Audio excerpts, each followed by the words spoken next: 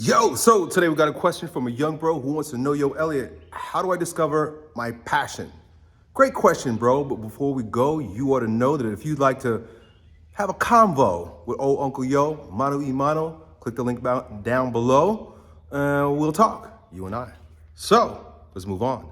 We got a young man who just graduated. He says, I have no idea what I want to do with my life. Everyone keeps telling me to find my passion, but I don't even know where to start. How do I figure out what I'm meant to do? Great question, dude.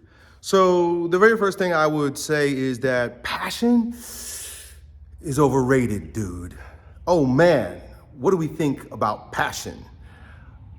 When we hear the word passion often, at least I do, I imagine somebody who is in a manic rage, in a manic expressive rage, like they got real addiction to the thing that they're loving and conviction, and their whole life is buzzing and they're like feeling super and life is great.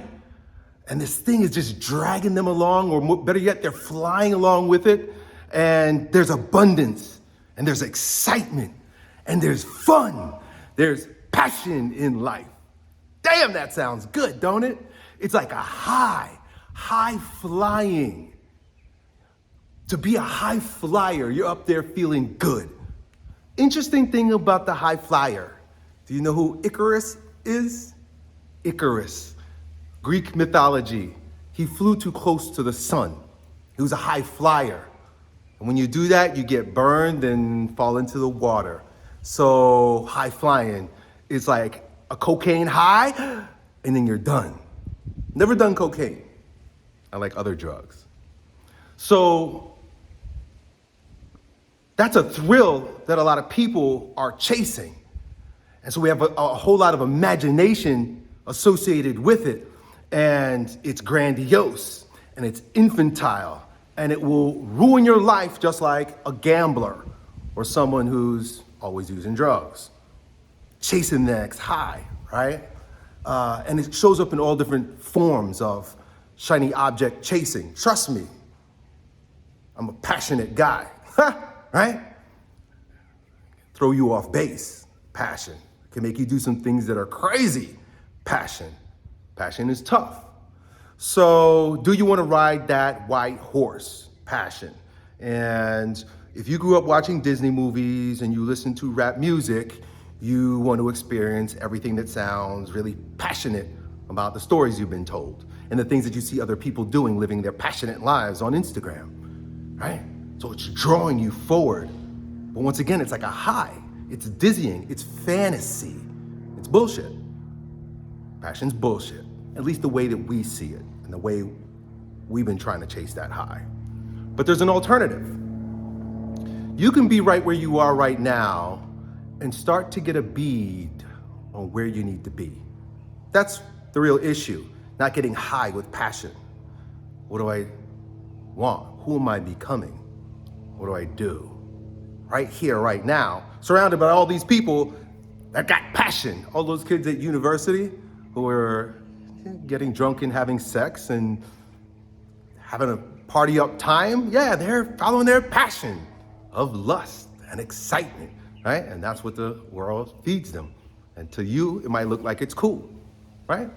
But not you. You're not sure what to do. Or your friend who started an online business. He's making some money. He's really excited. Things are going well. He's flying close to the sun. But you don't got that. Your life is boring and numb. So what do? You gotta put your ear to the ground. You gotta listen closely. You gotta get in touch with your heart. Ooh, dirty business. But what do I mean? I mean, there's only one place to start, right here, your core, your being, you. And so you gotta be discerning about what your soul or God is telling you about your path, not your passion. But the interesting thing about your path and your passion is that it's something that's going to almost carry you. It's going to be light. It's going to be easy. It's going to be shown to you, given to you, right? You don't go out and get it, like passion. I gotta go find my passion. No, this is much more subtle. It sort of finds you, but you gotta be listening. You know what I mean? Not numbing, right? Video games, drugs, drinking, girls, porn, things like that.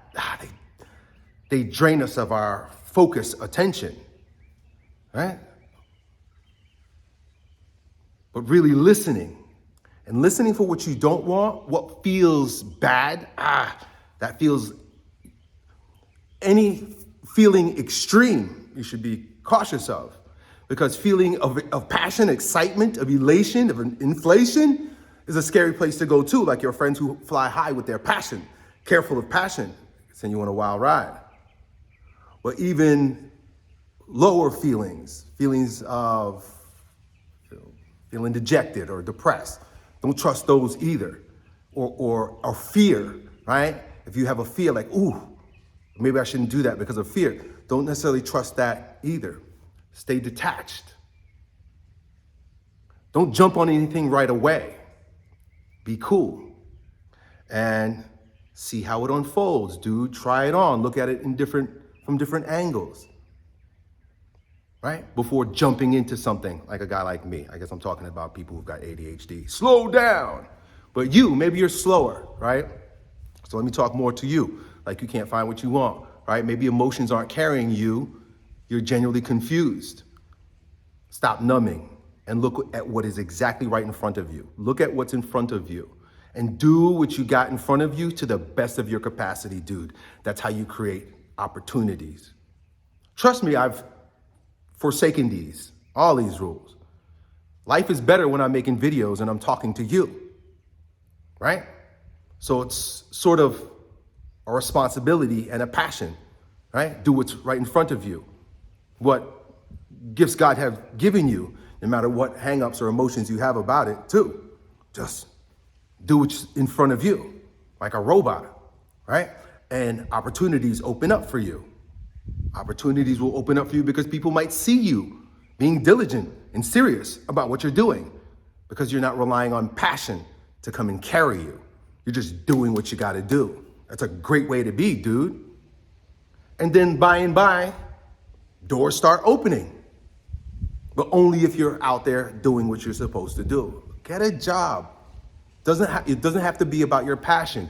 It's you doing stuff, putting your creative energy to spawn something in the world, even if it's just a clean floor. You're projecting your passion, your love for doing a great job. It says a lot about you. Practice your virtues. That's a good thing. Live your life as you are, and rather than chasing passion or something, become the strongest version of you. Focus on virtue. Study virtues. Challenge yourself and grow strong by your own coaching, meaning getting in the gym and doing what you know you need to do. Become the best you, right? That's something that can be your passion.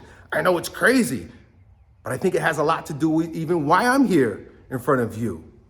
I'm about taking care of the you, the body, right? And I discovered that's a big part of how I survive too. I gotta take care of me. I gotta be passionate about what I read. I said that because it rhymes, but like all of it. Doing the best things that make me the best me and the best you.